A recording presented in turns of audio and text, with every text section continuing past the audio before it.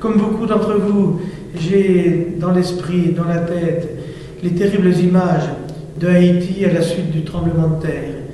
Et j'ai encore le souvenir d'une question que m'a posée une dame quelques jours après ce tremblement de terre. Qu'est-ce que je peux dire à ma fille qui me demande où est Dieu dans tout cela? Alors, c'est vrai que j'aurais envie de crier, mais Dieu, il est dans cet enfant qui vient mourir, il est dans cet homme qui vient de décéder, il est dans ces milliers de personnes qui souffrent. Mais je ne peux pas le dire.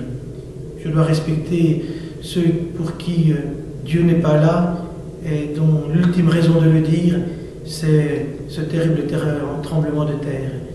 Et pourtant, je me suis dit, mais comment se fait-il qu'en l'espace de quelques secondes, quelques heures, quelques jours, une fraternité universelle s'est exprimée?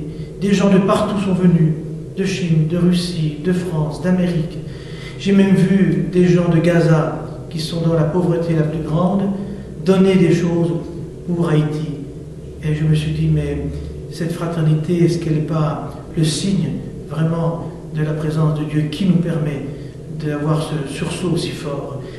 Et j'ai vu la joie d'un homme qui venait de sortir des décombres, un enfant de 16 mois, alors qu'il était au milieu de milliers de cadavres. Et sa joie était immense. Comment ne pas penser qu'il y a quelque chose de mystérieux quand on a autant de joie à donner, à redonner la vie à un enfant de 16 mois, alors que tant sont morts autour. Et je me suis dit, oui, si je cherche Dieu, c'est bien là que je peux le trouver. Et j'ose dire et partager, oui, Dieu était bien présent.